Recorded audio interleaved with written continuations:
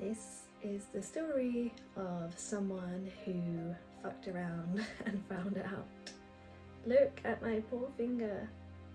Of course it's not going to focus. There we go. This is a fully contained plaster. This blood is not going anywhere. Yeah, so how did I get this? I was being an idiot, basically. It's a relatively long story, even though not really. I will try to get into it quite quickly. So I recently started working as a dog sitter, and if you can hear the snoring in the background, that is currently the dog I'm looking after. So let me show you to him. There he is, just sleeping.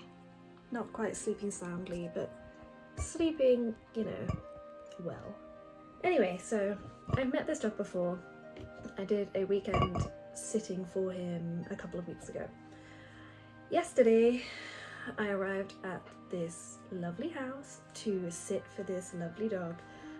It's a week-long sitting, so arriving yesterday, staying for the full week, looking after this dog. Anyway, so his family have gone to one of the Spanish islands on holiday, so they left here around 6 in the morning yesterday, and I arrived here just before 10 a.m. So they had told me the dog couldn't be left longer than maximum 4.5 hours. I live an hour away from this place, so it took me close to an hour to get here to begin with. So I arrived here about 10 to 10, quarter to 10, that kind of time, and found that I couldn't open the lockbox with the key in it. You know, when that's the only way to get into the house, that's quite a worrying thing. So the owner had left me her best friend's phone number, except she'd left it on the kitchen table inside the house that I couldn't get into. Her best friend, I don't know if she's got a spare key or if I think she was able to like get into the lockbox or something, but either way, couldn't get to her best friend's number. The owner was still on her flight. I think it's maybe a 3 or a 4 hour flight, and I'm not sure what time their flight was. I couldn't contact the owner. She had told me that the next door neighbours were really friendly, so I went round to the next door neighbours and I was like, hey, like, I'm dog sitting, I can't get into the lockbox, can you help at all? They didn't have a spare key, they didn't have the best friend's number, and they didn't know the code for the lockbox, although I knew the code, or at least I knew the code I had been given. They tried to open it as well, and no, it was not budging at all. I triple checked, quadruple checked that this code was correct. I'd already confirmed with the owner the day before, like, is this the correct code? And she said yes. I'm not convinced it was the wrong code, like, because she'd confirmed it multiple times and she knew the code. When I first asked her in person, she knew it like straight off the bat. I don't know what went wrong. So I phoned the support app and I explained everything, and they went over like multiple different ways we can try and get around it, and they were all things that I had tried already. So, you know, tried the code multiple times, checked the code multiple times, tried slightly different variations of the code just in case they'd given me one incorrect digit. I'd gone to the neighbour's house, I'd asked for help there. I'd even tried to climb over the back gate in hopes that maybe I could get into the door, or at least the dog would be able to see me, but I'm 5'1", I could not climb this gate, and, you know, wouldn't have wanted to in case something went wrong on the other side and I was stuck on the other side. Phoned up the support and they were basically like, we'll try and contact the owner, and I was like, well, I've tried to contact the owner and the owner is on a flight with her family, they're all in the middle of a flight, don't know when they're landing. And that was all that they had to say, was like, you know, that's all we can do is wait for the owner to get back. And by this point, the dog had been left on his own for like nearing on 5 hours, which they said they've never left him for longer than 4.5. And that worries me because, you know, some dogs get stressed or anxious, or if he could hear me outside, I mean, I was sat silently in my car, but, you know, I didn't want him to get worried, stressed, etc. And the longer a dog is on their own, the more their stress kind of goes skywards. So around hour maybe 5.5, I'm like, you know, this is getting ridiculous. I was just sat in my car outside it felt like I was doing nothing, but I was waiting. And what does waiting feel like? Nothing. So I could hear the dog barking inside the house. He isn't an incredibly barky dog. He barks at dogs on the TV and like may bark if he hears someone outside, but I was just sat in my car doing nothing and I could hear him like barking or whining. So I had a very stupid moment of stupidity here. And I haven't told the owner that this has happened, and I don't think I will, so hopefully she never finds my YouTube channel, but if she does, then it's absolutely not her fault, and I don't blame her. I blame purely myself because I am an idiot. So I heard the dog barking, heard him sounding a little bit distressed, and I was like, oh no, I really don't want him to think that he's on his own because I'm right here. I'm from the front of the house. The only windows into the house are up high, so the dog wouldn't have been able to see me. They've got, you know, frosted windows by the front door that you can't see through. So the dog didn't know that, like, I was there. He couldn't see me or know that he wasn't on his own. So in a very, very, very stupid moment of pure stupidity, I wanted to comfort the dog. So in the UK, we've got letterboxes on the front door. So it's a small horizontal flap that goes directly through the front door. If you've seen Harry Potter, you'll probably know, or if you live in the UK, you'll probably know. It's a metal flap, and then it usually has some kind of like wiring, like fuzzy wiring to stop the wind getting in and out. So I opened the flap, and in my pure moment of stupidity, I will say this 100 times because it was stupid and I know it was stupid now, I put my hand through the flap in order to try and comfort the dog by like waving at him, or like, you know, I was gonna call his name. Even before I had the chance to call his name, the dog basically did a running jump onto my finger, which, he's a small dog and he's got tiny little teeth, and I've never even questioned that he would bite me ever, but you know, I've never put my fingers through the letterbox before, which just was a really, really, really, really stupid thing to do. Don't do it ever. So this all happened in the space of about 3 seconds. By the time my finger is in there like waggling, hey, you're not on your own, it's already like... So I yanked my hand out, looked at it, just saw blood everywhere, and like squeezed, I'm not going to demonstrate with that hand, but like squeezed my hand into a fist because it was cut on the underside here. Squeezed my hand into a fist, and this house is in a really, really posh, like, cul-de-sac estate, like quite a posh area, but I was like wandering around my car like effing and effing and effing, like bag. Can't believe that had happened. Moment of stupidity, instantly realised. Then I'm locked out of the house, the dog is still inside, and I've got this wound that I'm not quite sure I know how serious it is because I'd just seen blood and clamped my hand shut. I'm not a squeamish person, I deal very well with blood, I don't really care about it that much. I was in pain, obviously, but I've had worse pain. I've been bitten by a dog before on my arm when I was like a young teenager, and that actually gave me a fear of dogs for a couple of years, so kind of ironic that I got over my fear just in order to get bitten again. So I'm wandering around, like, you know, trying not to scream or like trying not to cry at this point, just being like, okay, it's okay, it's okay, everything will be fine. I get into my car, I find a tissue. I always keep a little bag of those portable tissues in my handbag, thank the Lord. Got a tissue, wrapped my finger in tissue, and then clamped my hand shut with the tissue. That tissue, I'll tell you now, is red. Then I've got a bigger problem because I haven't looked at my finger to see quite how serious it is, because even though I'm good with blood, I didn't want that situation where you look at the wound and suddenly the pain hits you.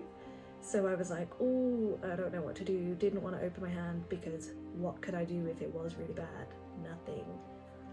I didn't want to drive away because I didn't know when the owner was going to land and get back to me with details of getting a key to get inside the house. I didn't want to go back to the neighbour because I didn't want to scare them that I'd been bitten by the dog. What was I going to do? So I just sat in my car and cried, which is ridiculous. I sent voice notes to my boyfriend, who is currently in the USA, so he was still asleep because this was about 11 a.m. Oh no, this was probably about 12 actually.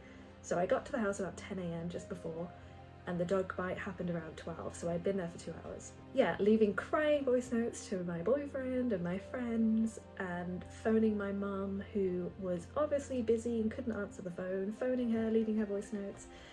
She finally phoned me back and I was like, did you listen to my voice note? And she was like, no, I haven't had signal, I haven't had your messages. So I had to like explain everything. And at this point I was calm again, but then she kept telling me like, go to the neighbour, get them to break the lockbox and sort your finger out.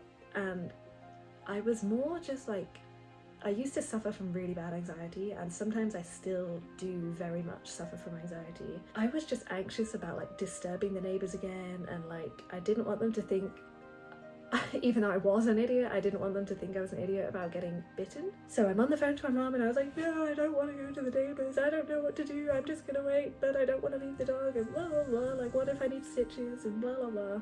She convinced me, just go to the neighbours, like at least go to the neighbours and get the lockbox sorted out, and then you can figure out everything else. So it was raining at the time I was on the phone to my mom, and I was like, okay, I'm just gonna sit and cry in the rain. Then it stopped raining, my mood had cleared, so wrapped my finger in a clean tissue because I didn't want to horrify the man, because that tissue was red. Wrapped my finger, held it casually tight, not to alarm anyone but to keep the blood stemmed. Grabbed the lockbox, went over to the neighbour, so they already knew that I couldn't get into the lockbox. Went to the neighbour, apologised for disturbing his Thursday morning, and I asked, do you think you've got any tools that we can crack this open, because I can't get it open and I don't want to leave the dog for any longer, because, you know, the owners had told me not to leave him for like more than 4.5 hours at the absolute maximum, and now we're pushing 6 hours. And obviously I needed to sort my finger out, and I could only do that if I could get inside and make sure the dog was okay, because I didn't want to leave him for upwards of any longer, basically. He was like, yeah, that's no problem, let's go see what we've got. He was like, I think I've got an angle grinder, but I think, you know, that's going to be hard to get into. I pointed out that there was a hinge at the bottom of the lockbox, and he was like, oh yeah, that can work. So he got a hammer and a strong screwdriver and basically chiseled through the hinge at the bottom and cracked it open from underneath. What a lovely man. I am so grateful for him. I obviously apologised and thanked him profusely, offered him a drink, and he said no, but we'll get him some beers, because that was a very nice thing for him to do. Finally got into the house, the dog seemed pretty fine, everything was fine, dog was great. Then I looked at my finger and I was like, whoa, like my boyfriend had woken up at this point, so I spoke to my boyfriend, he was like, get plasters on it, clean it, like look after yourself, do X, Y and Z. I'd already accidentally touched it, and it was like I'd realised it had ripped some of the skin off, and I was like, oh god, that is not good, obviously not good. So he was like, you need to wash it, make sure you wash it, and I was like, oh, I really don't want to, because I've already touched it and it hurt a lot. The rest of it was numb, couldn't feel a thing because I'd been putting so much pressure against the wound. So I'd spoken to him on the phone, spoken to my mum on the phone, shown both of them pictures of the wound without the tissue, and both of them were like, that looks pretty bad. One of my best friends, Hannah, is a paramedic. Little did I know she was on holiday on the Spanish island next to the island that the dog family had gone on holiday. Didn't know she was on holiday. So I sent her pictures of the wound and I was like, do you think I need to go to hospital? Like, what do you recommend? And she was like, yeah, probably. And she reassured me that they probably wouldn't do stitches, which is what I was afraid of, but that they would do like glue or steri strips and stuff, which I can cope with that. So stood at the sink trying to like clean it up, ready to put some plasters on it, and the bleeding just, it's not pumping out, but it's not stopping at all. And then I started getting this faint feeling and like sick feeling in my stomach, and I was like, oh my god.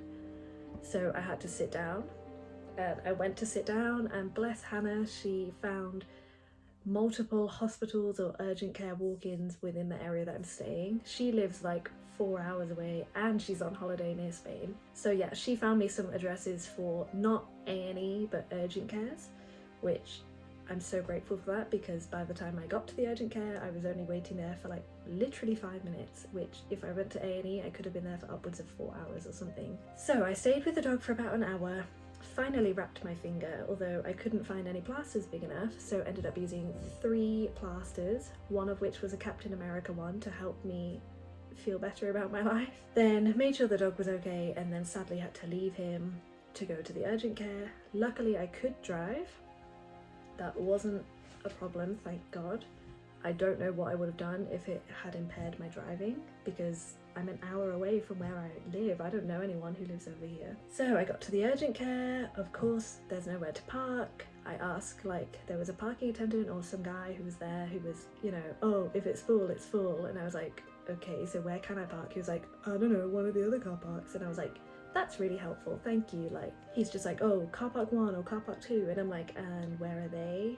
Like, of course, there's no signs anywhere to say where the parking is. Anyway, so I found somewhere to park, and then I had to walk across the other side of the hospital campus. Walked into the urgent care unit, there's a big sign that says reception, so I went to the reception, explained what had happened, and she was like, oh, have you signed in? And I was like, is that not what this is? And she was like, no, you have to sign in over there, where there's 2 little booths that have no signs or anything there that say to sign in.